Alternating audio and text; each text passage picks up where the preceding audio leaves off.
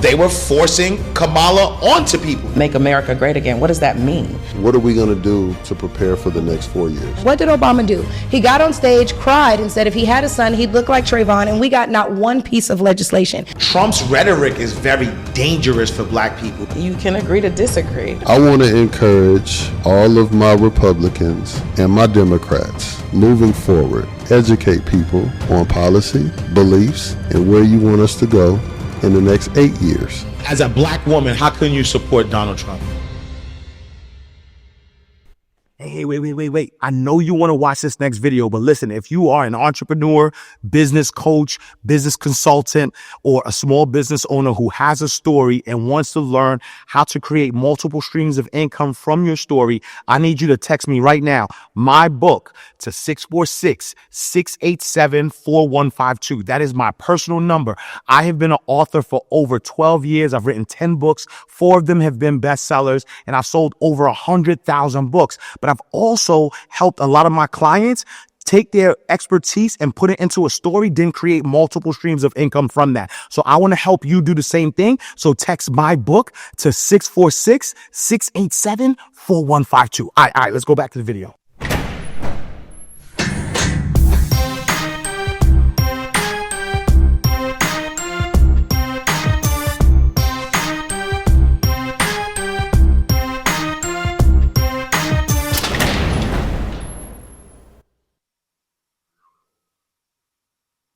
All right, so welcome to another awesome episode of Inside the Vault with Ash Cash, the greatest money mindset show on the planet. Today, we have a really important and serious conversation that we're going to talk about. So in the wake of the 2024 presidential election, Donald Trump's re-election has sparked intense reaction across the nation, while many black women express deep concern about what this means for their rights, community, and the country at large. There are also black women who see his leadership as beneficial for their values and priorities. Today, we're bringing together voices from both sides to have an open and honest conversation. Our goal is not to debate who is right or wrong, but to explore the perspectives, values, and experiences that shape these different viewpoints. Black women have always been at the forefront of societal change, and their voices are critical to understanding the challenges and possibilities of this moment. Let's listen, let's learn, let's engage in dialogue and seek understanding over our division. I got my brother JP, Josh Powell, in the building. Also, you know, I have perspectives. He has perspectives. We have the Michaela Montgomery in the building. You know what I'm saying? You know what I mean? We got Tameika Hampton in the building as well. And so this is going to be an interesting conversation, a much needed conversation. I wanted to have this conversation because, number one, in the wake of a new Donald Trump presidency, the next day felt crazy, right? Felt crazy to the point of people were like crying. People were like distraught over it.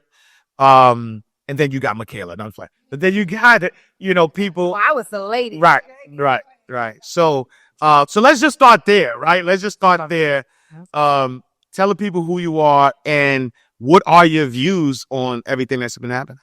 Well, I am Michaela Montgomery. I was a coalitions coordinator for the Donald J. Trump campaign. Before that, though, I was just a political consultant. So I've helped a lot of your Atlanta faves get elected, Democrat and Republican. So I was already pretty well known in this space, but me and Trump kind of piped me up. Yeah. Tameika, talk to us a little bit. I guess I would say I was one of those after the election didn't expect the result that was given.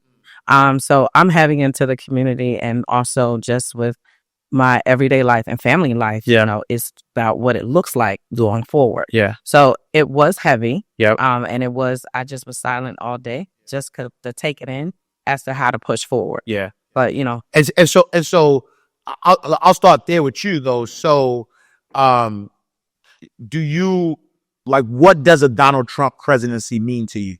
For me, it means now that I have to hone in more on my family. Yeah. And I'm a single black mom, so I have a son who I feel as though I have to put more presence around him and what that looks like for him going forward. Yeah. With all the different policies that are in place or coming about, I will say that it frightens me. So it just, makes me feel as if it's not just him, but I also have a mother that, does get Social Security, does have Obamacare, all of those things. So it really changes the perspective of what life looks like going forward for the next 4 years. As a Black woman, how can you support Donald Trump? Well, I too am a mother. And so I have a 4-year-old daughter. And so for me, it came to the things that were being taught in school at children her age. My daughter is 4. I don't think there's any reason why a book about masturbation should be available on the bookshelf in her classroom. My daughter is 4. There's no reason that along with learning the ABCs, you're learning the ABCs of gender. You're either a boy or you're a girl. Because now her and I are going out spaces and she's seeing, people who a man with eyelashes and the fingernails and makeup, but a full beard, and she's like, Mommy, is that a girl or a boy? And it's like, okay, well, clearly, they look like a girl. So we're just going to assume that this is a girl, And so I think that instead of that being pushed so hard in schools with drag queen story hour and all of these other things that they were going to allow on the left, I think that it's on parents to teach your kids to just be tolerant, because while gay people or people who live that lifestyle might do something out of the ordinary, like men dressing as women and women dressing as men, you'll also see other people who aren't in the LGBTQIA lifestyle who are a bit out of the ordinary. You see burn victims. You see people who are suffering from paralysis. So it's like, you don't want your kid to point and stare at anybody just because they're different. So I think that that's what we should focus on, rather than telling a kid that, like my little girl might be like, I love my best friend. I don't want her teacher to be like, oh, well, you're gay. I don't want my daughter to be like, Mommy, I want to play with trucks today. And she go to school and say the same thing. And the teacher tell her, oh, well, you can grow up and be a boy. Like, these are all things that I don't think should be allowed in school. And I wholeheartedly went full force to make sure that it wouldn't stay in schools. Yeah. Well, I have a question with that, because with stating that, what about the African American classes being banned from the high schools? I think that's a CRT thing. And while I understand CRT is critical race theory, which was something that was thought up in law school, which is the theory that when you teach Black children nothing but oppression and suffering, then that's the mindset that they grow up with. So it's like, if you teach them, okay, slaves, then all they're going to think of is, okay, well, I came from this. I don't really have much further to go. And then with teaching about slavery, because a lot of people will bring up the Holocaust and how, like, okay, well, we still talk about the Holocaust. The difference in the Holocaust and like the CRT thing about slavery is, with the Holocaust, you're taught to hate one person, and that's Hitler. One person did a bad thing, and that's it. With slavery, you're taught that all white people are bad. So now growing up, Black kids don't trust white people. They don't want to work with white people. They have, complicated relationships with white people. So CRT, they're asking that they teach things differently. Do I agree with it? I would have to read more and see it put in place. But what I can tell you is my personal experience. I grew up in Las Vegas, Nevada. So Black history was already unbeknownst and not really taught in any of my classrooms. Yes, I knew about Martin Luther King, but when I say that was legitimately it, I never learned about a Frederick Douglass. I never learned about a Harriet Tubman. I never learned about a Malcolm X. I never learned about a Fred Hampton. All of that was knowledge that was given to me by my parents. I have 2 parents that were raised in the 60s in the Deep South, in Louisiana. So they would tell me their stories of being like hosed down. My dad would tell me stories of integration and how they used to change the mouthpiece on the music recorders because they didn't want the Black kids and the white kids' mouths to touch the same things. Like, I heard these stories from my parents. My parents made us watch movies like Rosewood, like Malcolm X, like Roots, so we could learn about the injustices that we face, because I was never going to learn it in schools. So to me, I feel like for any Black parent who legitimately cares about making sure that their child knows where they come from, that parent is going to already teach it themselves in their household, because no matter what, CRT or not, we were never going to get that knowledge in schools. That's always been our thing. And so now there's just more pressure on us, I guess, to make sure our kids know. And then another thing too is, even when they teach your kids Black history in schools, they teach them that Black history started with slavery. Right. Our history was stolen from us with slavery. And so it's like, now we have the opportunity to really teach our kids Black history, because when I was learning about ancient Egypt, the pictures were white people. When I learned about Cleopatra and Ramses and all of that, the book had pictures of white people. So it's always been on us to teach our kids Black history. So for me, it's not a big talking point or something to be worried about because it's not really going to change the status quo that we face right now. Yeah. What's your thoughts, JP? I'm bubbling over here. Yeah. It's so many things. For one, can you touch on, I want to go a separate route with education, but still staying on the same topic. Can you touch on the narrative about current versus what's to come?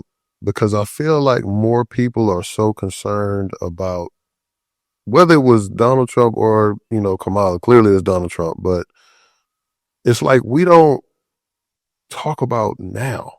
Mm-hmm. We literally have just forget about the fact that these kids, to your point, are being introduced to things that many parents don't like or appreciate. The lack of education, the lack of literacy rate nationwide, which is an issue. We don't talk about a lot of the things, whether it's the teachers' pay, whether it's so many things that are literally going on right now. Why has that not been spoken to as much as the focus on what's being said for what's to come? If mainstream media focused on right now, the status quo, where the parents are being forced to introduce their kids to subjects that they're not comfortable with. If we're talking about, boys playing in little girl sports. We're talking about, of course, the illiteracy rate, the low rate of pay for teachers, yet the principal makes six figures, even though the school has been failing for years.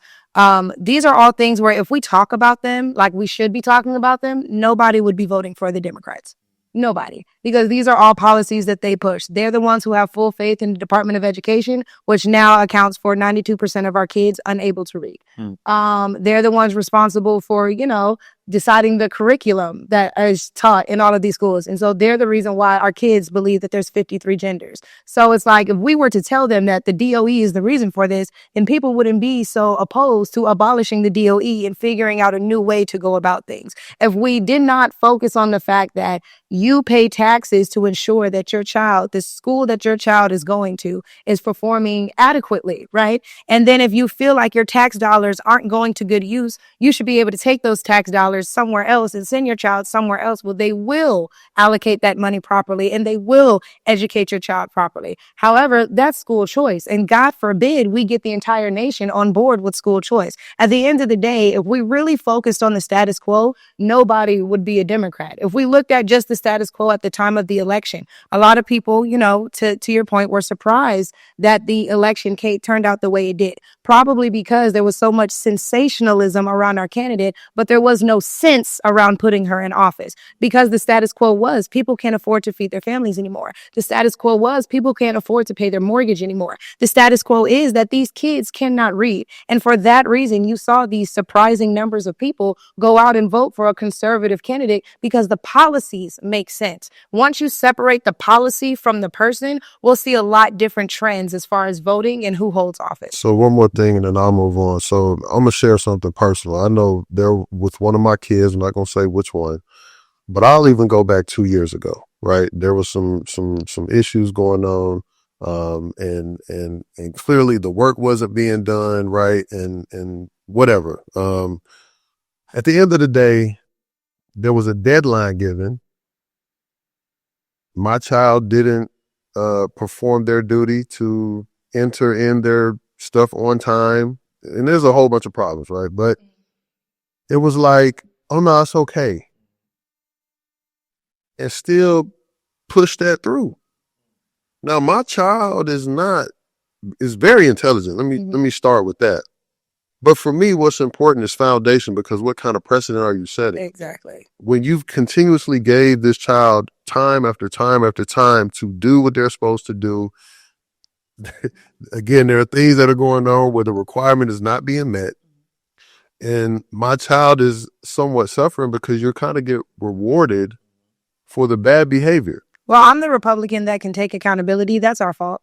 No child left behind. Some of these kids need to be getting left behind. That was 1,000% our fault. Yep. And it's on us to rectify the wrong that has been done. I think the unfortunate factor of it is, as you guys can see, loyalty matters a lot. in the party system. And I don't think anybody wants to come out right and say Bush messed it up for us, but we see the solvency now being proposed as getting rid of the DOE, because it's the DOE who enforces this No Child Left Behind thing. If there is no DOE, now we can leave children behind like they need to, because much like you said, even though your child is smart and you know that she can keep up, there are children who can't. She or he. She or he. I'm sorry. I only know about daughters. I don't. You have sons too?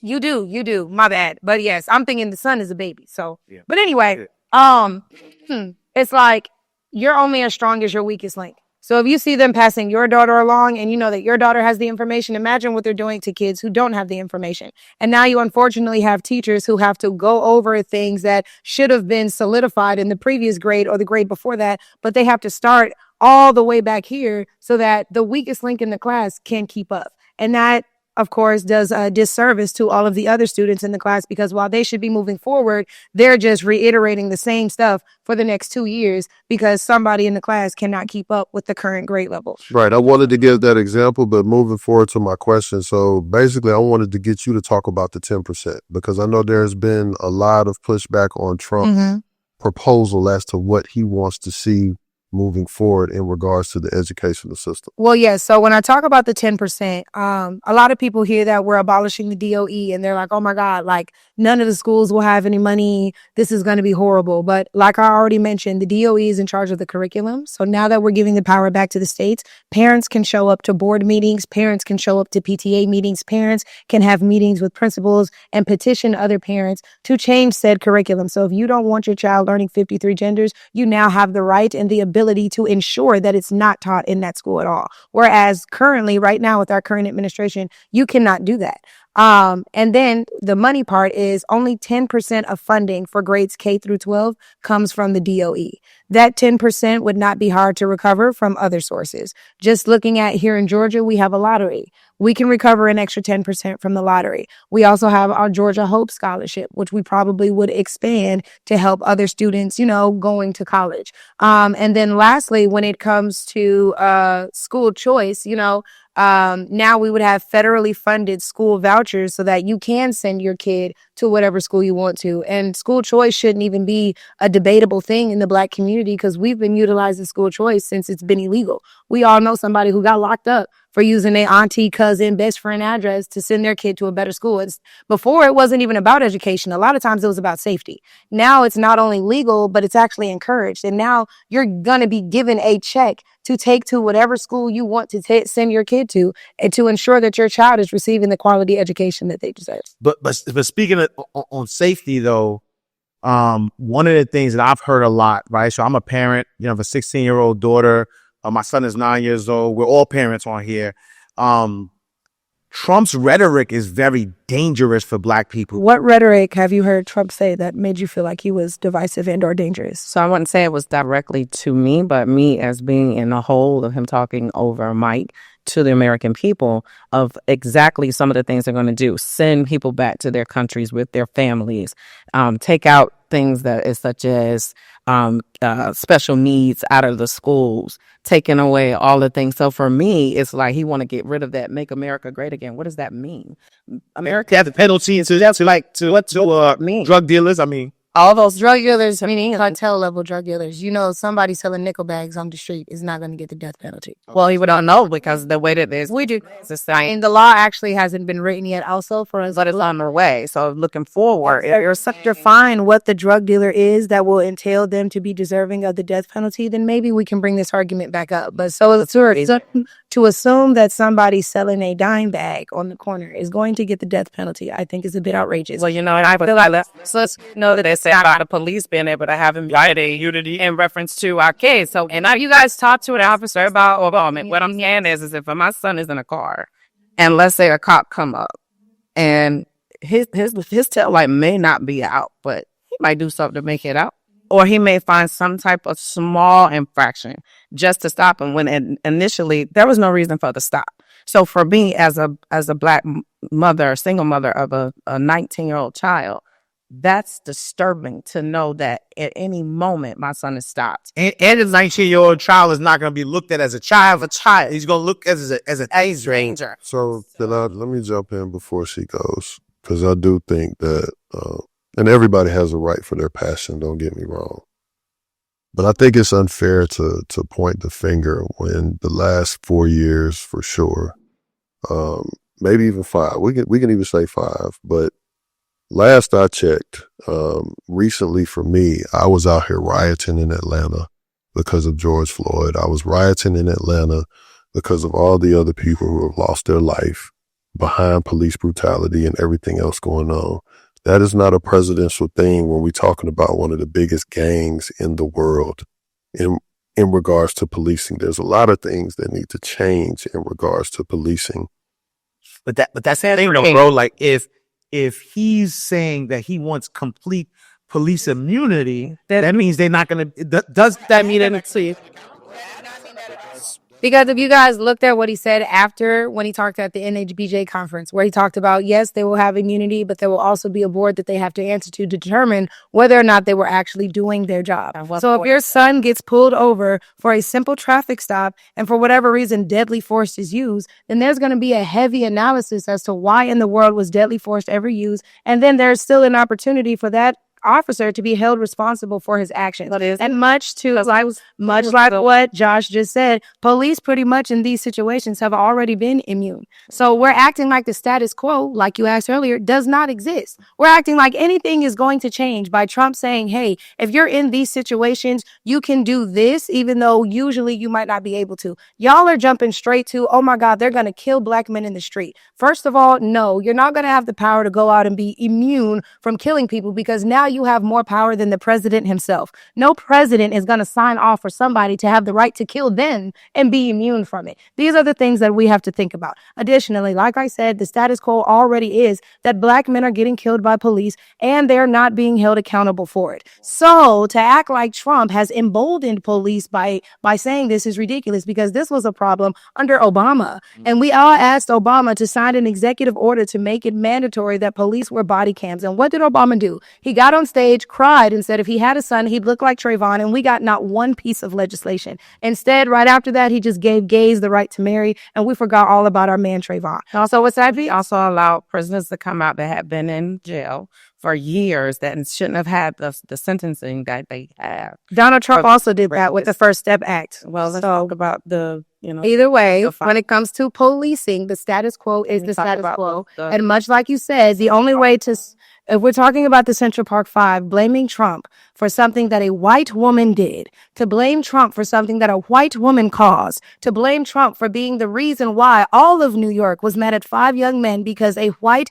DA, Democratic DA at that, forced them into a false confession, is one of the things that is the reason why black folks aren't being taken seriously when we're having these conversations. Trump, yes, took out a full page ad. Why? Because he was reflecting the views of everybody in New York at that time. If you talk to anybody in New York at that time, the only news that they had were that 5 young men went to Central Park. They jumped and raped and assaulted a woman almost to death. And then they all got arrested and they all told police that they did it. This is not the age of social media where now we can look up conflicting reports and look up police reports and things like that. This is a time where all people had was the TV and the newspaper. And therefore, those 5 boys to all of New York were guilty. And they, at the time, the perception was they were the trash that needed to get out of the city because they were ruining New York. That is the sentiment of every black, white, Asian, Latino, whoever at that time who had that news. Now, Trump, being a businessman in New York,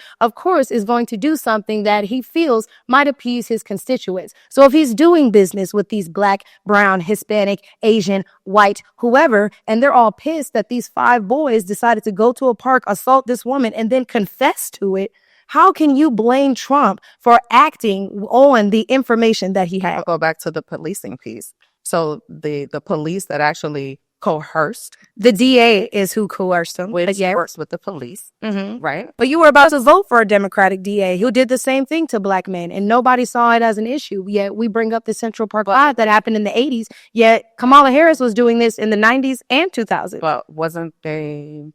wrongfully accused? They were wrongfully accused, and Kamala Harris was wrongfully accused in people as well.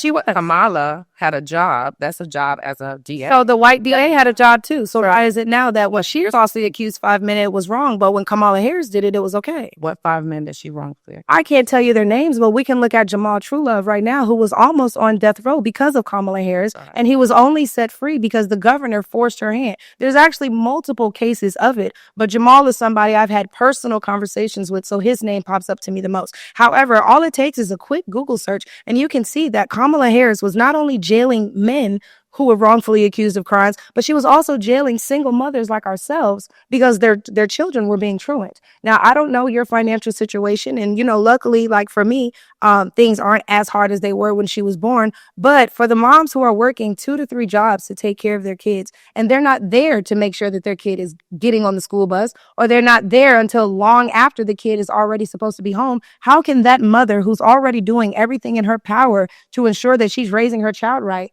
how is it her fault that she didn't know her kid wasn't going to school? Yet thanks to Kamala Harris, a DA, she was taking those mothers to jail, imposing fines, jail time, causing these mothers to lose their jobs, causing these mothers to be evicted. Now let's talk about people being wrongfully convicted, because we can talk about the one single mother whose name I cannot remember right now, but her daughter had sickle cell, and she was missing a lot of school because of her disease. It was medically necessary. But all Kamala Harris did was go up to the school and say, who's been absent the most? And they mentioned this young girl. She didn't ask why she had been absent. She didn't investigate the reasoning behind it. She just showed up to that woman's job and arrested the mother.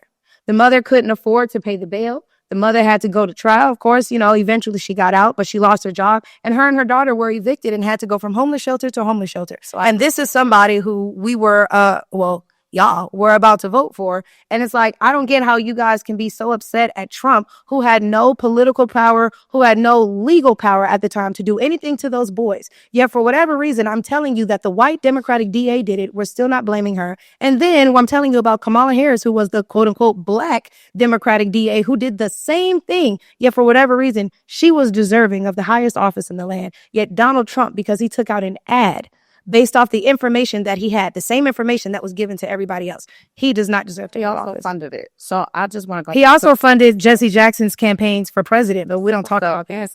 There were some additional findings that when she went to the school, because the school is also responsible for when there are kids that have like certain diseases, like a 504 is put in place or IEP is put in place. So I think we don't have all of the exclusive references. That mother should have never went to jail then. That was the case. Facts. So I think we get the fact is the mother should have never went to jail. Trump didn't have all of the facts when he took out the ad, right? Oh, okay. Oh, yeah, you did. You just stated. He didn't have all the facts when he took out the ads. He used the information that he had, just like Kamala Harris used the information that he had that she had. Is what my question. The news, the same news that we keep talk about, the same people that we keep referring to when we're talking about the things we've heard about Trump. Because I've never heard Trump say anything about taking special needs classes or resources out of the schools, and yet you're telling me that's something you heard out of his mouth. And so. Do you not believe, Michaela, that voting for Trump, not even voting for Trump, but supporting Trump is a betrayal to black women? No, because what about Trump says you're anti-black woman? Not believing that we need ultra access to abortion is an anti-black woman, especially when you consider that only 50% of us are being born right now. What's really anti-black is supporting abortion. How is it anti-black if I don't want drag queen story hour happening at my daughter's school? Actually allowing my daughter to be in a space where sexuality is expressed heavily, introduced to them, is to me a form of grooming. Why would my daughter be comfortable speaking about sexual things with an adult that's not her family? If she has this question about her sexuality, if she has a question about touching herself or whatever, she should come to me with that, not whoever her teacher is. To me, that's grooming. So what about that is beneficial to black people? I will say, though, that one of the things that, because I agree that sex within, talking about sex with children, like is unacceptable, especially in school. And even and maybe you could elaborate on this. There was something in reference to pushing a law that removed the parenting rights away from the parent. Like if my child went to school and said that they were a boy, interested in boy, they were saying that's none of my business. That they didn't They didn't have a right to tell me that that the law would protect the child and not allow. Like, can you elaborate on that a little bit? Is that something that's So, one of the most extreme examples of this would be with the proposed VP, Tim Walz. He's the governor of Minnesota, I believe it is, Missouri. And he made it Missouri a sanctuary state. A lot of people praise that because it's like, oh, you can get an abortion without any limits there. If any other state, if it's illegal in your state, you go get an abortion in his state, they won't work with authorities to arrest you. What they didn't mention is that you can also, as young as 6 years old, if your child wants to transition as young as age 6 and you can't find a doctor to do it, you can go to Tim Walz's state and force a doctor to do it. If your parent does not want you to transition and you're over the age of 6, so you could be 8 years old, meet some predator online, tell them that, express to them that you feel like you're a boy, but your mommy won't let you be a boy. And that predator can pick you up from school, take you to the airport, fly you to Tim Walz's state. You can get that surgery. You can get the hormones. They will never inform your parents. Wow. And then when your parents find out that you're in Missouri or Minnesota, whichever state it is, the local officials in that state will not work with the local officials in your state to bring you your child back. So this is how extreme it gets when you open the door. It starts with schools. Then they see the public acceptance of, oh, okay, well, the teacher can tell that person's daughter that she's a boy, and the teacher can keep a closet full of gender neutral clothes so kids can come to school and change, and the teacher can call them by a different name while they're at school. And none of these things have to be told to the parent. Now, while the teacher might think they're doing the child a good thing by providing them a safe space, think about the conflict that child is going through with the life that they live at home versus the life that they have at school. Now, unfortunately, you're taking away from the educational aspect at school because that child is not focused on learning. That child is focused on expressing themselves. And again, this is why the parents' right thing is important, because these are conversations that teachers should be having with parents, so the parents can work to collaborate on a cohesive way to make that child feel safe, to make that child feel seen. When you separate the two, you are now turning that child against their parents, and you now have that child dependent on a public education system and everybody who works in it. And unfortunately, that allows for, as we've seen in the most coming years, we see more teachers sleeping with students. That's not a coincidence. These children are comfortable speaking sexual, doing sexual things, masturbating with their teachers because their entire life it's been their teachers teaching them this subject matter. Yeah. And that's why, a lot of us had an issue with it. And that's why, that was a lot of the driving force behind Trump. I feel like if you ask a lot of Black women why they voted for Trump, education will be the first thing that comes to mind. And honestly, though, too, I think one of the pieces that a lot of people aren't talking about is the fact that a lot of people did not show up to vote at all, right? Because I was looking at the numbers, and Trump, when 50% of Trump lost against Biden, he had 74 million votes. He won with 72 million. So 2 million people voted less for Trump against Kamala than when he lost against Biden. But the other piece of it, though, is 18 million people didn't vote. Right. And so a lot of people actually just sat it out and said, you know what, I'm not voting. Part of it, could be that they were forcing Kamala onto people. Right. And there wasn't a clear agenda. And it wasn't a clear clear democracy, if you will. Right. Because if you think about Joe Biden and people, feeling like Joe Biden knew that he should have dropped out earlier to allow a democratic process where, people who are Democrats, I'm an independent just for the record, but people who are Democrat could vote for a Democratic candidate. But instead, there was a wait until the last hour. And then there was an appointment of Kamala Harris, which was never truly voted for. So I want to ask you, based on that, like, do you really feel like, right? You have one rhetoric that says, Donald Trump is the end of democracy. And then you have us watching sort of, the Democrats not really following a democratic process. So you have one group saying this person is a threat to something.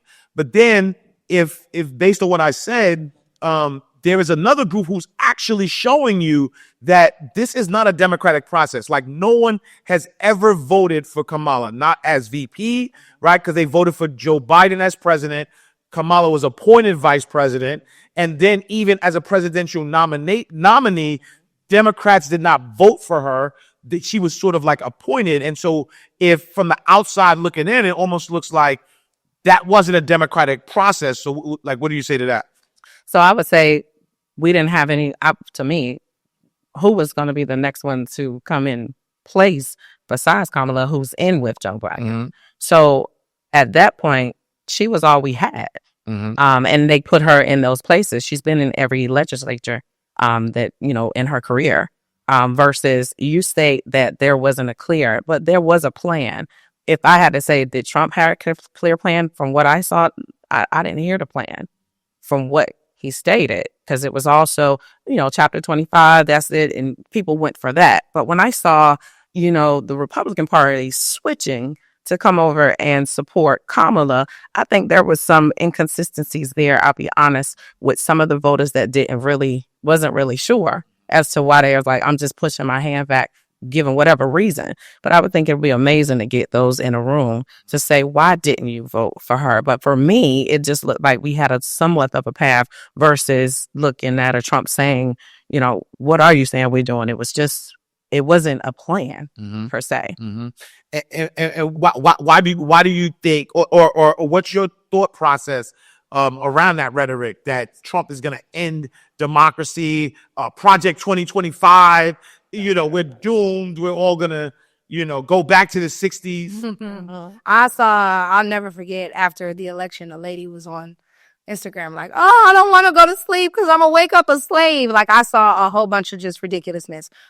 First off, Project 2025 has nothing to do with Donald Trump or his administration. He has denounced Project 2025. He has told the American public time and time again that is not his agenda. His agenda was available on his website from day one. There were 25, points and plans of action for what he would do as president. And Project 2025 was not listed on there, not linked on there. It was never us. And unfortunately, the Democratic Party did a really good job at misinforming the public and pushing Project 2025 because it was put up or published by a conservative organization. The Heritage Foundation has been around since forever. All right. The original Project 2025 came out like 20 years ago. So it's not like this was a new thing. It's not like these were just super ultra conservative things and people just wanted to end the world one day, or they just thought Donald Trump would be the guy to do it. These people have been pushing for these principles, and it's a manifesto is a manifesto. And what we don't talk about is the fact that every large, either super liberal or super conservative group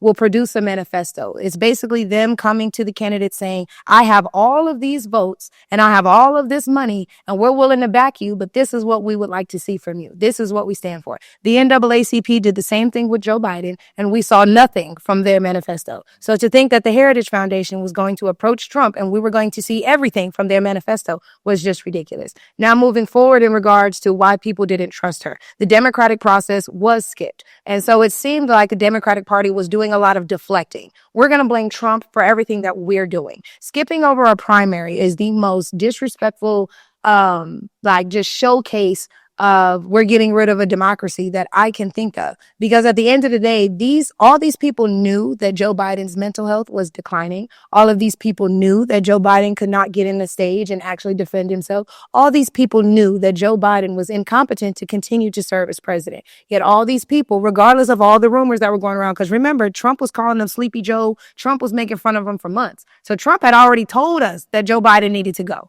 Right? But everybody kept saying, oh, he's just a hater. Look at how childish he is. He's calling people names, da, da, da.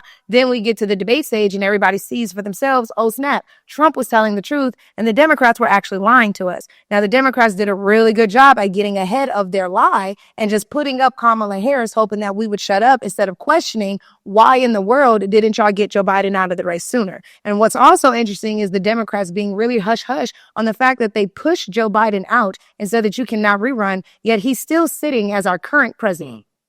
And so that's why people did not trust Kamala Harris, because she literally forced her way in. Because had we had a primary, when she participated in the last primary in 2020, she only obtained 2% of the vote. So had we did a primary again, Kamala Harris would have not been at the top of our ticket. If we're being honest, the people wanted Mark Kelly. If we're being honest, the people wanted Shapiro. If we're being honest, the people wanted to feel the burn again. You know, people did not want Kamala Harris to be at the top of their ticket. And had we instituted a primary, we would have seen that, and whoever the Democratic Party did vote to be at the top of the ticket probably would have had a better chance at winning.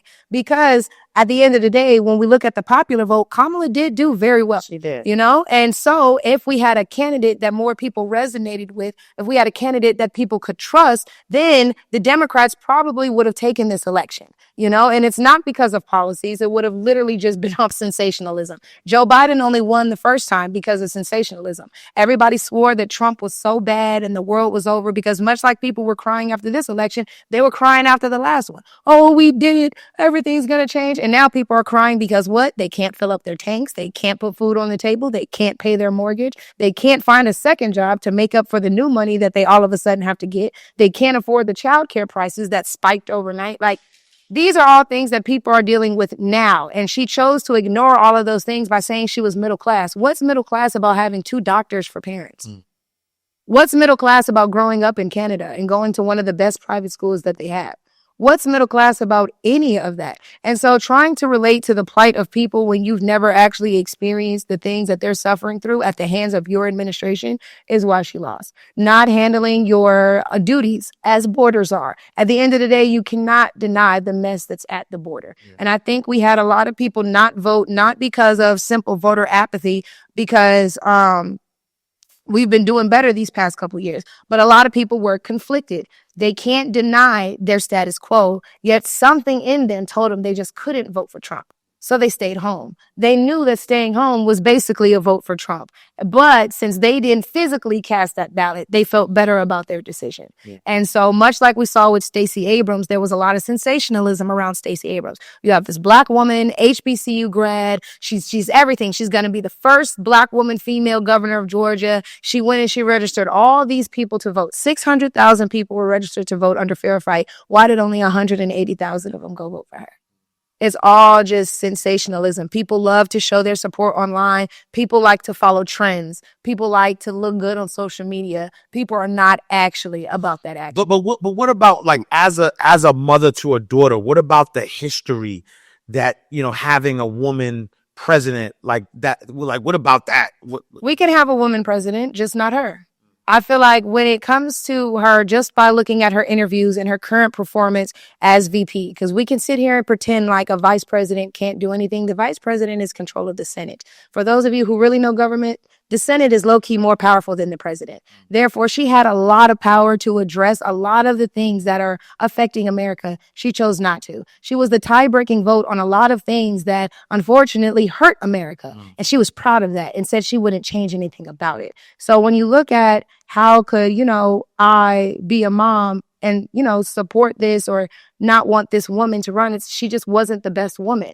And so it's like, while people are saying she would have opened doors for other Black women to be the president, right? To me, I saw she would have got in there, messed it up, and they would have blamed everything bad on her. The economy tanks, it's all Kamala's fault. These children can't read, it's all Kamala's fault. In the same way we're blaming Trump for everything bad that's been going on for 20 years, Kamala would have got it way worse. And as Black women, we know that's the truth. She would have got it way worse. And so while we would have loved to parade her as the woman who was going to open doors for other Black women, if anything, she would have closed them for us, because people would have been like, the last time we took a chance, we see what happened. So it's on us as Black people to make sure we're propping up the best of the best. There was nothing, we didn't have all of this rhetoric around Obama. Obama could sit down for an hour interview with people who agreed with him and people who didn't, and he would turn out just fine. Obama could go into any crowd, Black, white, Hispanic, Asian, whoever, and make everybody love him.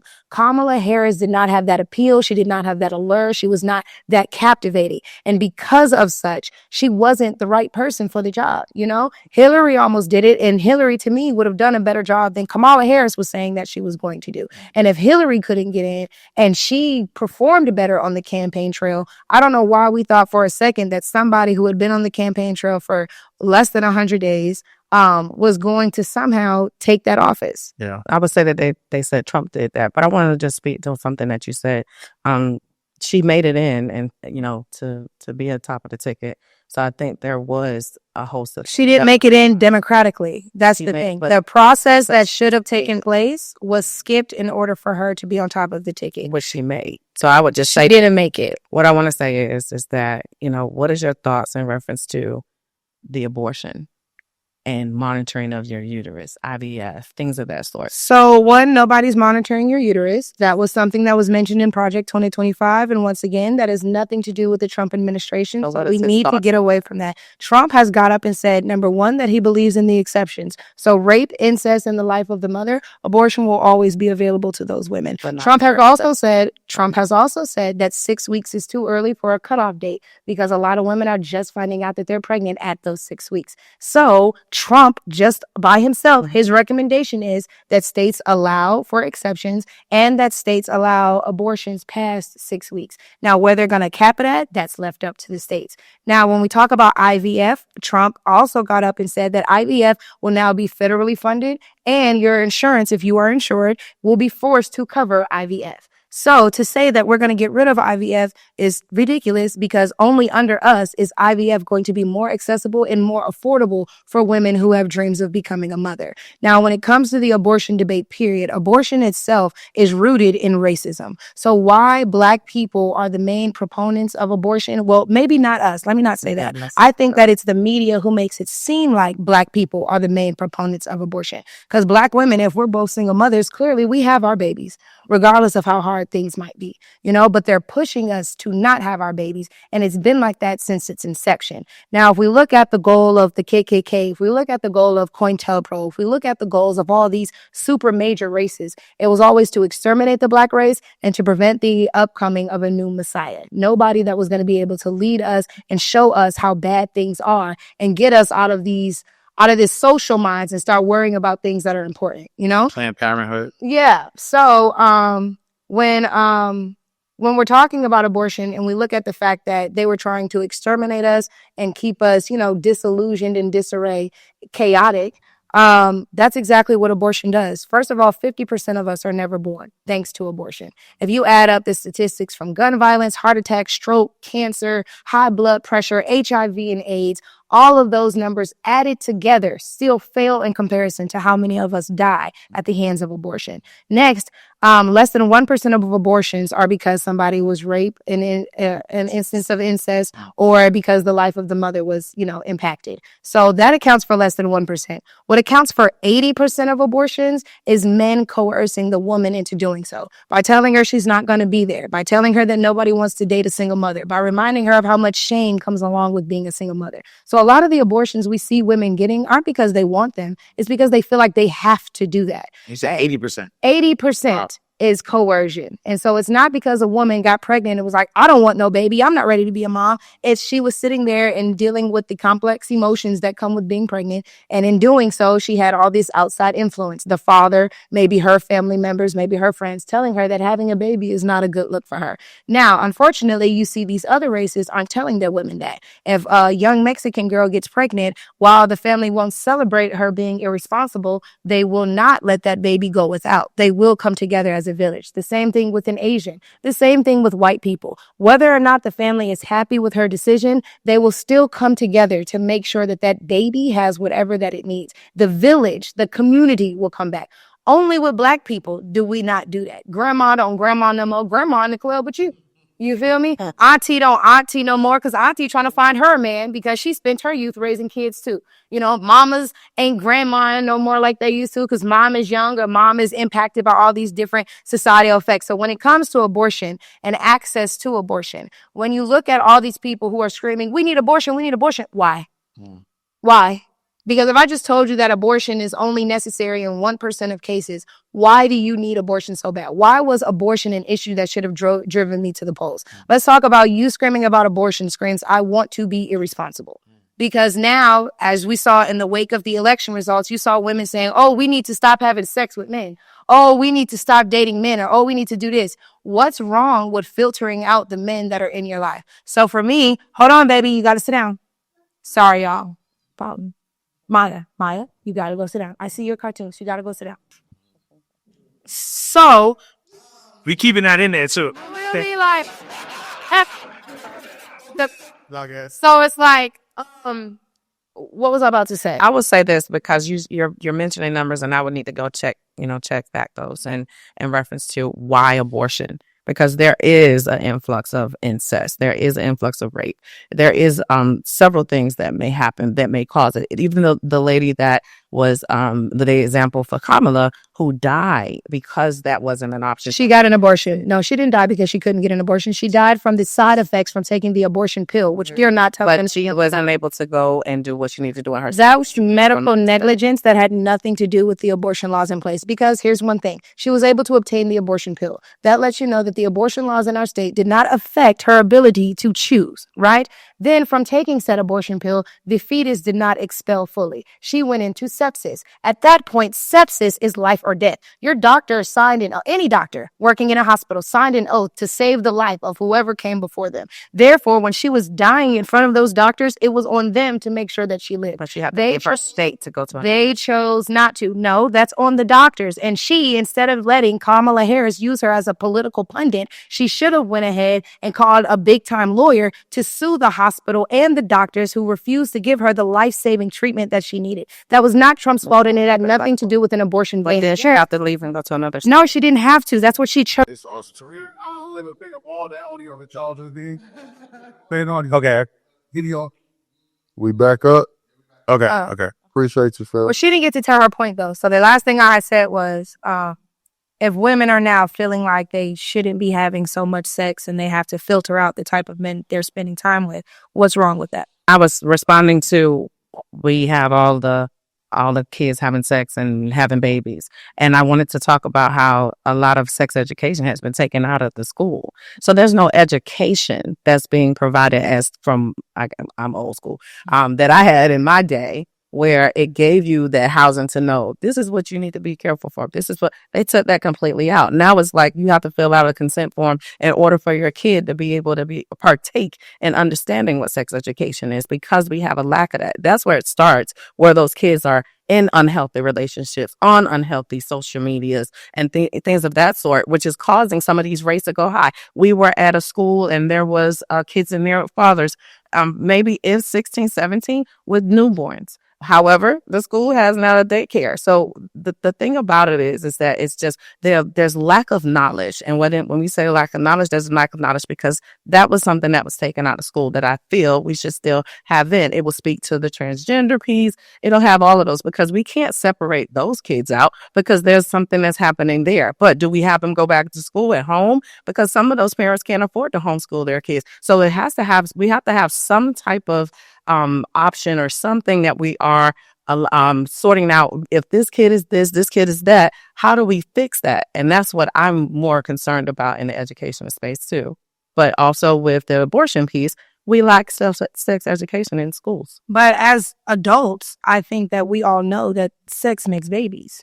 So with the children and the teen pregnancy thing, I agree. We need more education because when I was taking sex ed, I'm pretty young, y'all. I'm only 28. So this was like 2010, 2011, and they weren't allowed to show you condoms like bananas anymore. Right. And so it's like now you can tell kids to have safe sex, but like a young boy shouldn't learn how to put on a condom right before he's about to have sex, because that's how condoms break. That's how condoms come off. That's how condoms snap, all of those things. So it's like, I wholeheartedly agree that the education piece for our youth can be better. But in regards to these women, and it was women aged 35 to 65 who voted the most. And those women, Black women, 80% of us voted for Kamala. And so a lot of them said women's rights, women's rights, women's rights. And so when I saw like women saying like, I have a daughter, I want her to be able to choose. I'm like, why would your daughter ever be in a situation where she would need an abortion? Like, if you're able to be an activist so that your daughter can get an abortion, you should also then have enough time and energy to teach your daughter the right way to carry herself and go about things so that she doesn't need an abortion. Again, like, sex education should still be taught in schools, but it's still the responsibility of the parent, because it's also on the parent to be strict enough to not have their kid outside in the streets all the time so that they can get pregnant. I never had boys over. I was never allowed to go anywhere. So I made it out through high school, no pregnancies, barely had sex. So it's like, for me, abortion can't shouldn't be something that we celebrate in the Black community. It shouldn't be something that we propose in the Black community. It shouldn't be something that we are just going so hell bent for it in the Black community, because while we're doing so, we're also forgetting the 1/3 of Black women who can't conceive, whether it be due to endometriosis, PCOS, uterine fibroids, genetics, all of those things. If there's billions of dollars being allocated to make sure that women can get an abortion for free, why aren't there billions of dollars also allocated to researching these health concerns and helping women who do want to become mothers become mothers? When we're talking about women's health and reproductive health care, it should not only be synonymous with abortion, because not every woman wants an abortion. And then to not leave y'all out, there's a lot of men who I know at my age, their early 30s, if they don't have kids, it's usually because a woman got pregnant, decided she didn't want to have the baby, also didn't ask him his input, and went ahead and had an abortion. And so we don't talk enough about that either. Again, 80% of them is because a woman was coerced. One of the main things people told me when I was about to have my baby is I'll never get a man, because no man wants a used up single mom. I don't know, girl. I had no problem.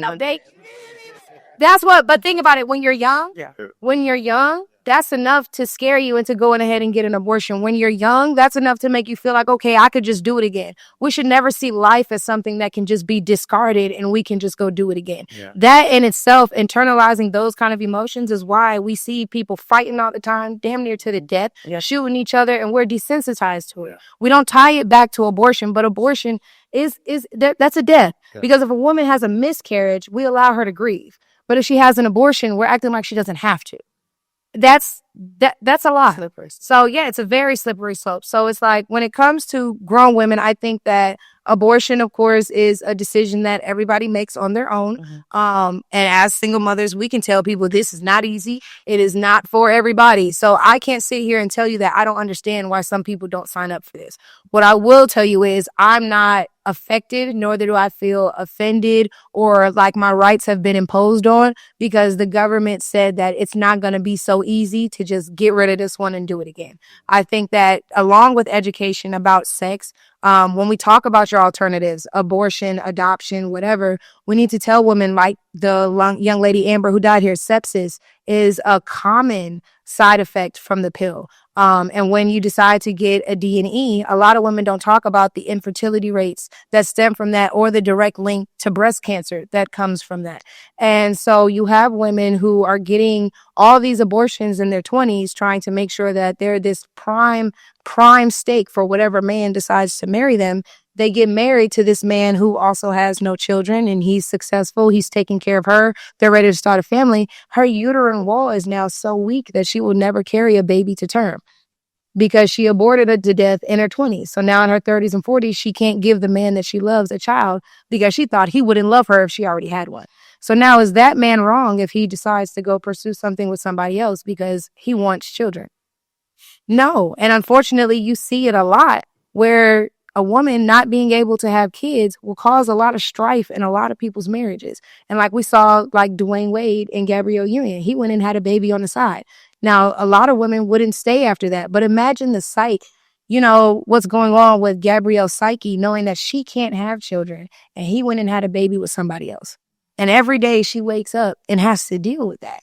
Not a lot of women can deal with that. So now what does that do for the child that this man had? If the wife stays, she might mistreat the child, just out of jealousy. Or what does that say just for the marriage? Now the husband might, treat the woman terribly because he's frustrated and he doesn't know how to express himself. Abortion opens the door for so many issues and other traumatic experiences for the Black community, that the fact that we're out here saying in songs, I'll spend that 500 before I ever trap you. The fact that one of the hottest female rappers right now is telling her entire fan base that she's got a membership at that place, that is destructive. Wow. It is extremely destructive, and it is extremely harmful. And if more Black women understood the effects that come along with it, if more Black women, for me, I didn't get it because I thought I'd never have another baby.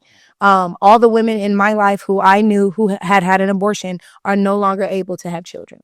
And I didn't want that to be for me. And so it's like, yeah, I would hate it if a man counted me out because I had a child, but I would hate myself if I never had children. I'm also adopted, so I have a very complicated relationship with my mother. So like motherhood has always been something that I wanted. I don't think anybody would have ever been able to talk me out of it, but not every woman has that experience, you know? And so I just wish that women had the information and had the space to feel like they could do what they wanted to do. I think when you spoke on Gabrielle and her bedside baby, she eventually went on and they did a surrogate to have her. So I think, you know, she dealt with that pain, but also she provided him with a child as well to, you know, to have an option. She had an option. Yo, man, we see men cheat. Agree. They had a baby, then you go have that baby right behind them. That was her choice. But at that point, but it's not LGBT children. But she's taking, like you said, she's accepting that child that's outside. They dealt with it. But then at the same time, she always wanted to have a kid. And I think because of endometriosis, she can't have kids or what have you.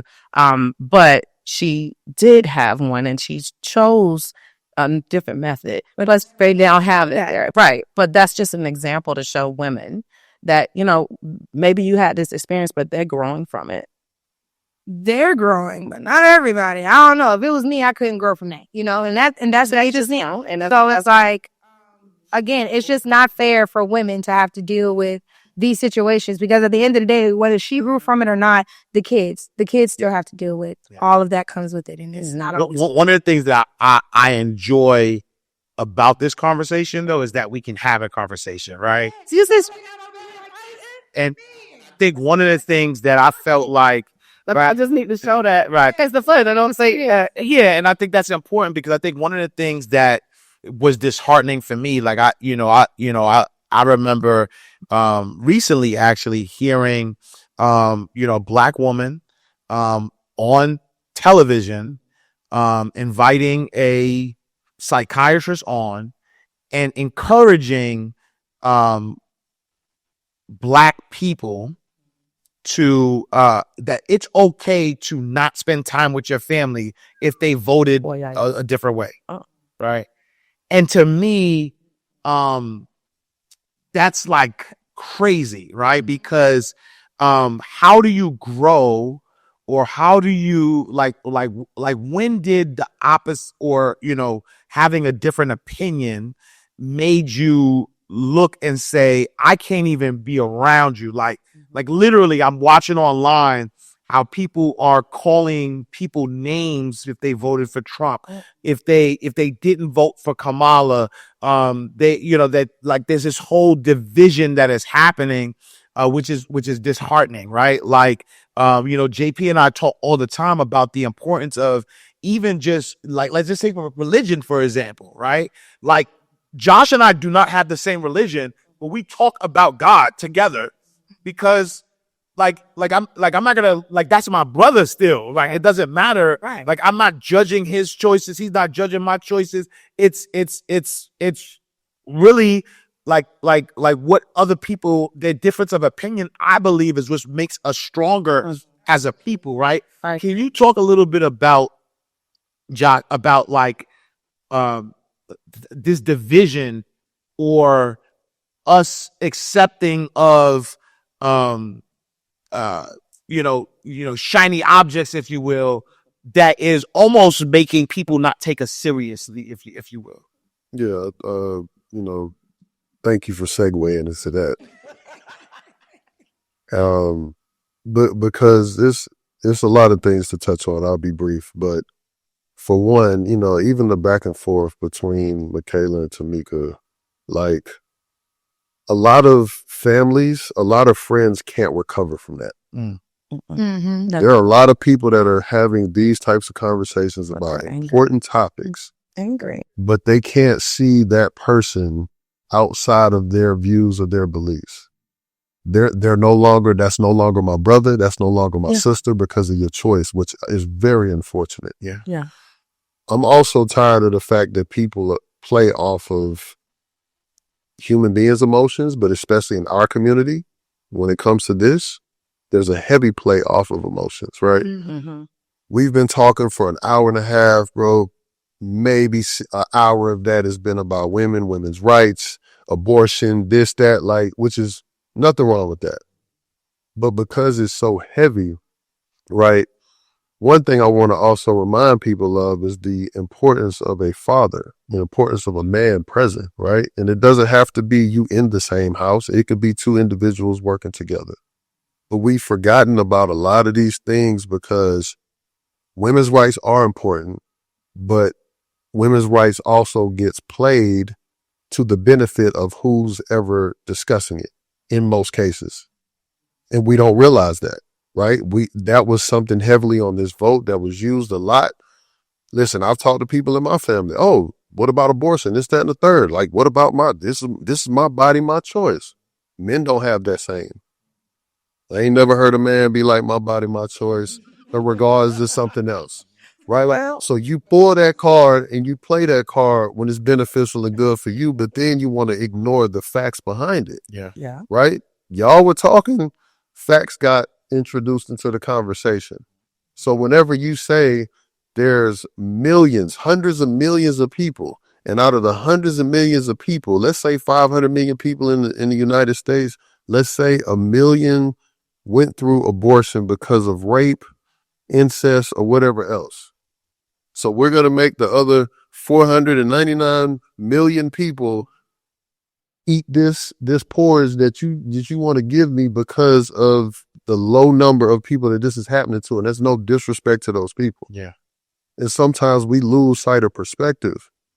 So it's so many things that are taking place, and I wish that people would just understand that. And that's why it is important. For one, I'm glad we're able to have this conversation. Yeah. And I want to salute y'all. And I've been watching, and just because I want to listen, I want to learn, but I'm also watching a dynamic that breaks our community up. That's why this panel and this discussion is so important, because I watched, I ain't gonna say her name, but she went, to your point, she's very well known. She's married to a football player and a former football player. And she was like, if you voted for this particular individual, you're not my friend, you're not my family, don't call me. Like, you just disowned everybody because of a choice. Yeah. Which is also the reason why I feel like people won't vote properly. Yeah. No matter if it's Trump, Biden, Kamala, whoever, they won't vote properly because you don't want to be shunned out of your community. So we don't. A lot of people stay home. But they're also a bigger part of the problem. Yeah. But because the thing that I hate, barbershop talk. Yeah. I want to know much. Choose which one is your poison. What does that mean? You know what I'm saying? Like the evils, which I feel is very destructive, it's divisive, and it's disappointing. Yeah. For me, you know what I'm saying? And I hope that based on this dialogue, we can advance and move further to try to look at policy for what it is, how it actually aligns, what serves your beliefs, your family, your structure, your community. All of these things that are extremely important that we don't necessarily dive into, because guess what? I'm a smart politician. I'm going to play off your emotions. Mm-hmm. I'm a smart politician. I know what's going to set you off. I'm a smart politician. I know how I'm going to get to you, Ash. Yeah. I'm going to touch you here. I'm going to do whatever. And we spend so much time in emotion going back and forth that we don't necessarily get to the root. And I'm just glad, I want to salute everybody in this space right now, because it's not an easy thing to do. Sure. And to still be able to look at that person with love and honor and dignity, but not going there based on your beliefs or anything else. Because I know for me, I wouldn't be able to have friends. I wouldn't be able to have, a lot of relationships that I have based on my beliefs. And I'm not talking religion. I'm not talking politics. I'm talking about morals, value, and principles. See, that's the rhetoric that I'm hearing. Like, people who are online saying that they can't be friends with somebody who voted for Trump is because of that. They're saying because of, he's a racist, he's a fascist, he's a sexist, and all of these he's a convicted felon and all this other stuff. What about how racist we are? Right. Yeah. You ever thought about? But I just feel like black people acted so disgusted at folks who voted for Trump, but they still let the molested uncle eat at Thanksgiving dinner. Right. I just feel like y'all are so mad at Trump, but y'all auntie who sleep with everybody's husband is still open arms at the cookout. Y'all are so upset about Trump, but your son who be sliding on the ops is right here sitting next to you at Christmas. Like, we're willing to cut people off political choices, but we won't say anything to the people in our families who are actively causing harm to others, whether it be in our family, our community, or just to overall the human race, period. So it's like, if you're a molester, a pervert, if you are a killer, if you are somebody who doesn't respect the sanctity of marriage and you just out here taking everybody, man, like, why is it that we celebrate you? Why is it that we can align ourselves with you, even though that might not be morally what we agree with, or that might not be something that we could see ourselves doing, or if we knew anybody else was a rapist, we'd be disgusted. But because it's our cousin, all of a sudden it's all, well, we don't know what happened, or, oh, she fast, and tell the little girls they got Jezebel spirits and stuff like that. And it's just, that to me is why I just can't respect any of what I see now, because I know growing up how many stories I heard of little girls and little boys talking about their babysitter or their cousin or their aunt or uncle touching them inappropriately and it just being brushed under the rug. Mm-hmm. Why can't somebody's, election decision be brushed under the rug? Yeah. So Michaela, what could we expect, right, now that election is over? Donald Trump is and will be the 47th president of the United States of America. I believe you are going to be part of can you talk a little administration? What can we expect from Donald J. Trump? Right? Is J? Yeah. Donald J. Trump. Yeah. Come January 2025 in God's will. Well, we're definitely getting the illegals out. Regardless of how folks feel about it, if you commit a crime, here we say if you do the crime, you do the time. So here you came here legally, you get deported. Like, it's an unfortunate statistic for those who felt like they had to come here as a last resort, but you knew the consequences when you came. So first 100 days, honestly, day one is probably when that would start. We will see an entire revamp of our education system. How long it's going to take to diminish the DOE, I do not know. But I do see that we're going to do everything in our power to change how we educate our children. And while in 4 years we cannot just get rid of illiteracy, we can definitely get ourselves on the right track to get rid of or at least deplete the illiteracy rate that we have now. You will see more power being given back to the states.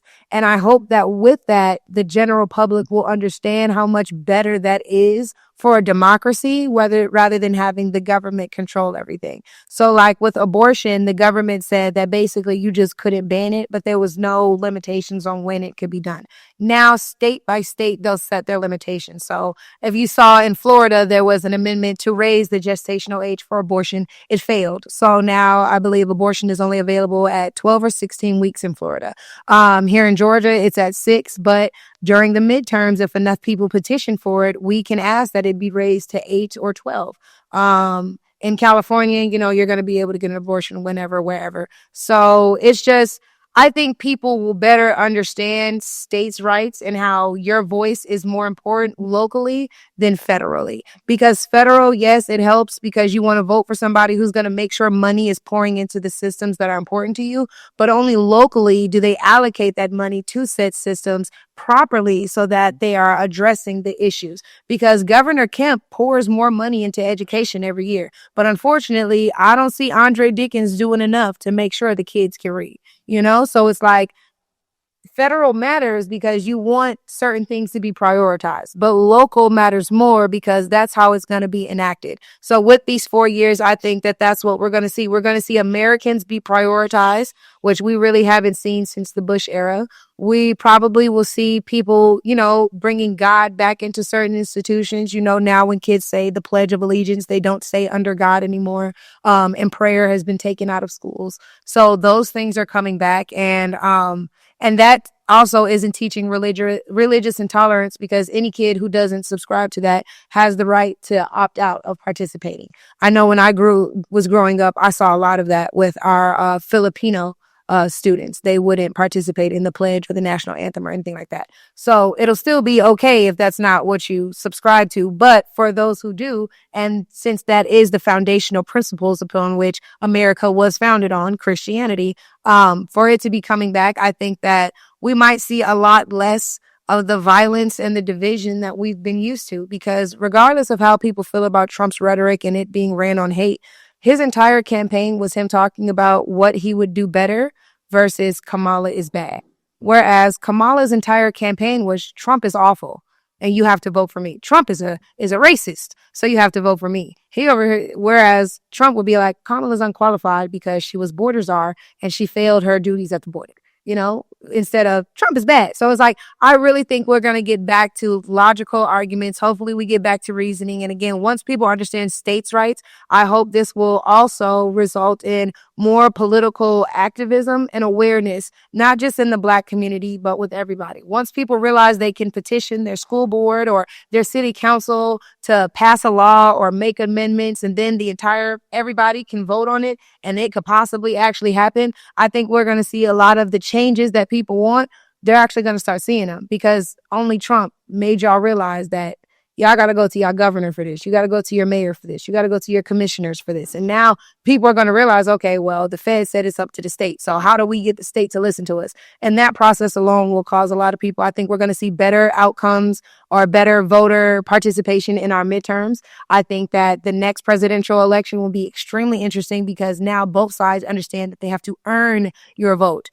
Concerts and making people feel good is not enough, but also Donald Trump can't run again. So the next guy is going to be a brand new guy who's really going to have to get you to believe that he can do the job. Same thing with whoever the Democrats push up is going to have to be somebody who can really make you believe that they can do the job. And both sides are going to have to really push policies that will benefit people. And it's like, we'll actually get back to American politics. It won't be the reality TV show that I think we've been living through for the past 12 years. And I say 12 because it started with Obama. Powerful, powerful. JP. There's so much we can go. It looks like we're wrapping this state art up. We started off with some education, some women's rights. You touched on the immigrant issue. You snuck in a little project 2025, which I And he talked about those. Yeah, absolutely. Didn't get to identity politics, but later time of day, maybe we go pause. Yeah, bro. This go but for me, man, for the people, I really enjoyed having this conversation. For one, men and women, kings and queens on the couches. Yes. Because it's not a one-sided thing. So, go stub your big toe if you got an issue with hearing both sides. But at the end of the day, it's love, and I hope that we can just set a normalcy in people having uncomfortable conversations. No one lost their life today. Yeah. I'm assuming we're all still good friends and everybody's at peace, so there's love. And for me, I'm gonna do some more digging. That's the other thing that it inspired me to do, because to your point, to really, which is more important, what are we gonna do to prepare for the next 4 years? Right. And what I mean by the next 4, not talking about Trump, I'm talking about preparing for 2028. Yeah. Like, who's going to run our country during that time? You know what I'm saying? Or whenever the 2028, 2029, whatever. But who's going to run our country during that time, right? Yeah. What policies, all of these things that are important, you got to start doing your stuff now, but starting in your state, starting in your county. We don't talk about that enough, because you go to the ballot. I voted. Everybody here voted. First names you see on the ticket is the president. Yeah. Right? And the VP. And then after that, most people, we don't know who these folks are. So we just go, right? And the crazy thing about it, though, depending on where you live, you really don't have a choice. I remember, when I voted, I'm looking, there wasn't a Democratic and a Republican. It was it was just one person. I'm like, but that, gotta choose this person. But that's why this is important. This conversation is so important, because we got everybody who want to bump their gums behind closed doors, but nobody is voting. Yeah. And nobody's putting themselves in the position to be on that piece of paper. Let's talk about that, right? Because to your point, this year, I looked at a lot of votes that was either Democrat or Republican, or it was no other option. So it's either you just choose it or you, and then my mama gonna sit up here and say, Mama, I hate to throw you under the bus, but my mom was like, I'm just not going to vote. I'm like, why, Ma? Either way, they going to win. Like, it just takes one vote to get that person in, and then that's it. They're the only one on the ballot. Right. Only one. So that's why it's important to be involved and know what is going on, because you're complaining about a system that is up for us to change. Yeah. Yeah. And I love that we said they now know they have to earn our votes. Yes. Because I know we didn't touch on identity politics, but that's for me as a black man, intelligent black man, right? It's like Talk your talk. like I'm highly intelligent. Come on now. And so for for people to tell me what's good for me as an intelligent black man is insulting, actually. And to talk to me not really explaining why I should make either choice, right? Like tell me why I should make this choice, not just because I am black, right? Like I never forgot that Joe Biden said, if you don't vote for me, you're not black. I never forgotten that, right? They got this election though. Obama got in trouble for that. But look, like I'll just tell you the truth. Number one, when Biden ran, I didn't vote for either. I didn't vote for Trump or Biden, right? I voted everything else, but I didn't vote for Trump or Biden. You know why?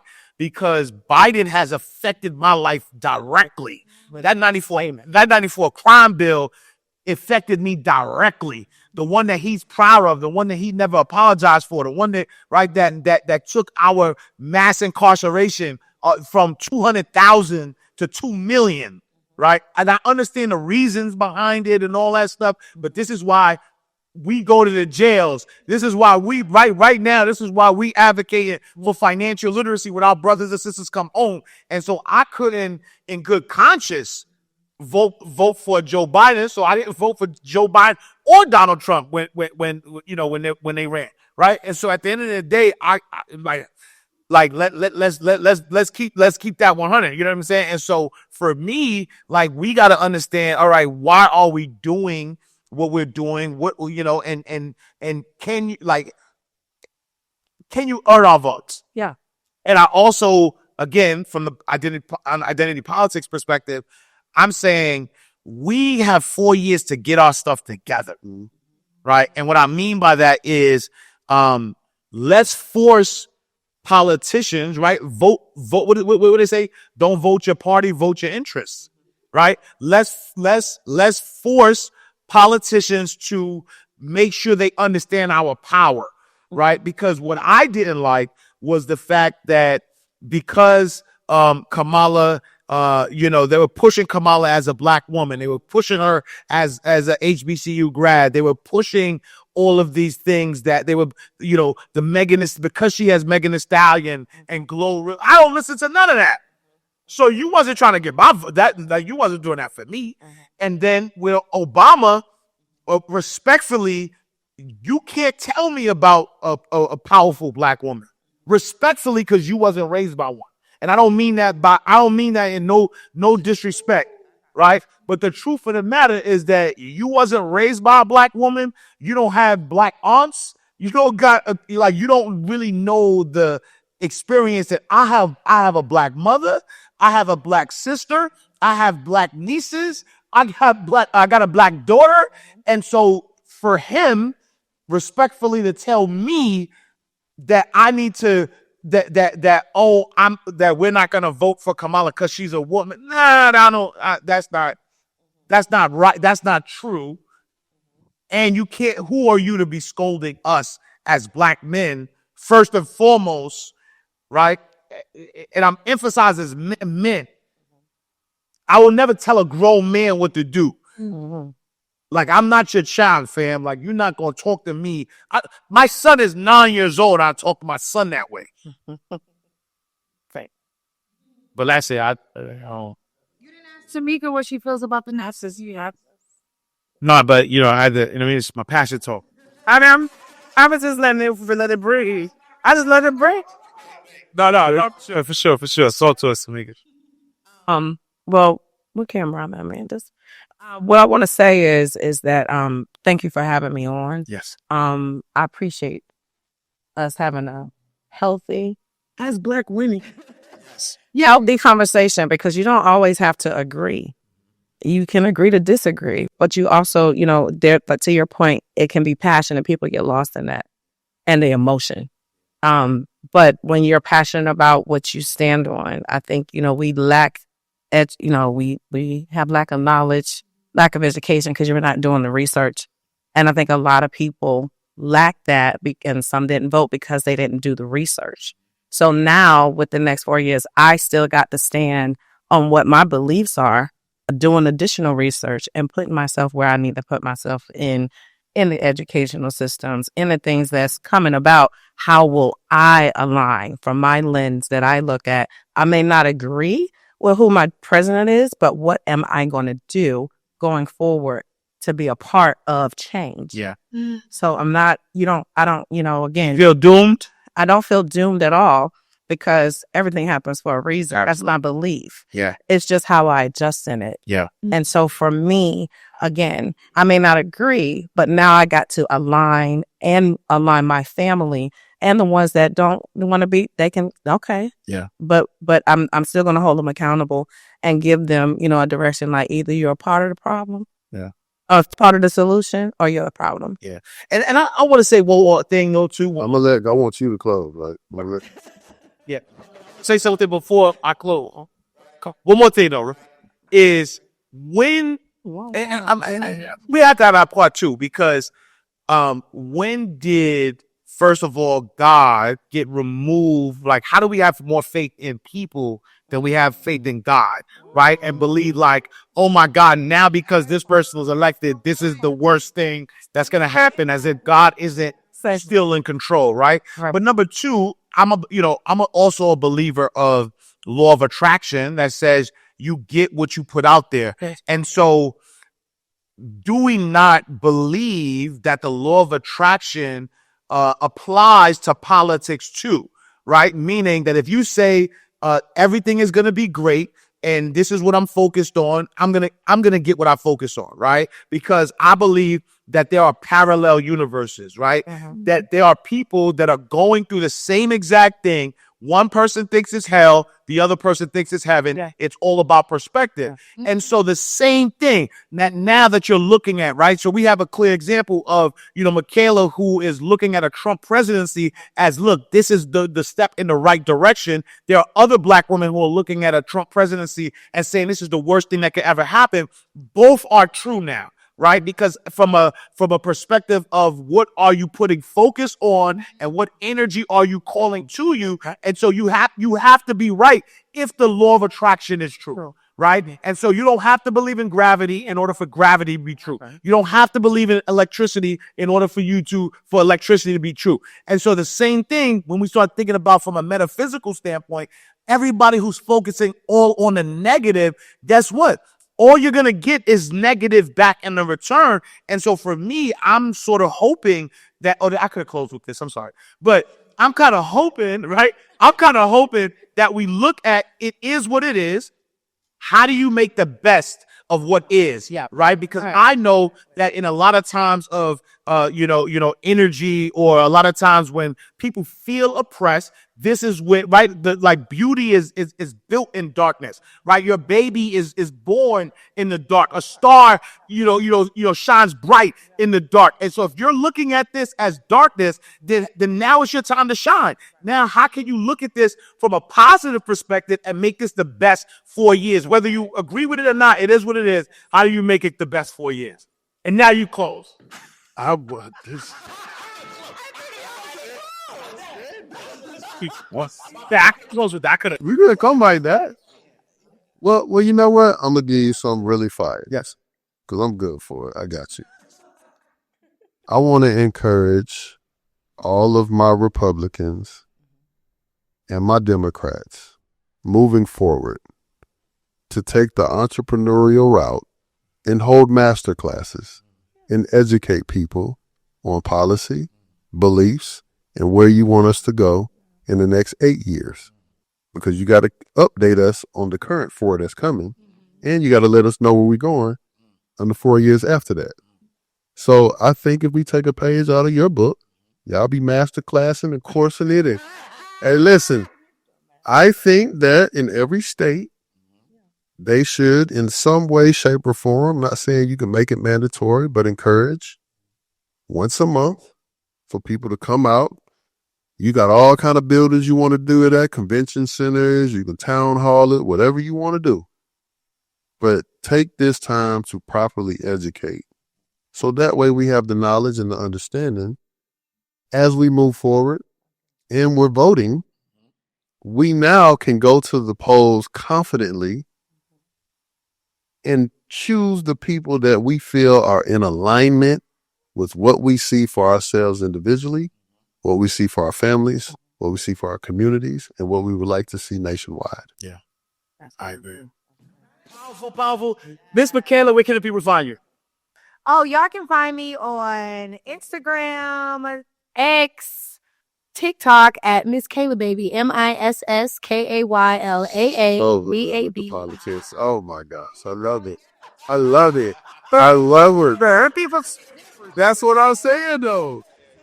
I'm saying you hold it like you're the exact, like you're showing when we go to Phoenix Academy, when I go back to Riverdale, I can say, look at my partner and she ain't changed nothing. That's all I'm saying. So my bad. I'm getting you your flowers. I want to make sure you get your flowers. Thank you. Miss Tameika Hampton, how can the people find you? You can find me at 21reasonstogive.org. That's the handle for IG. So if you need to find me there, you can. JP the General. You want rich reasons in the building. 21. Yeah, y'all can find me Josh 21 Powell or 21 Reasons to Give. You know, it's up, man.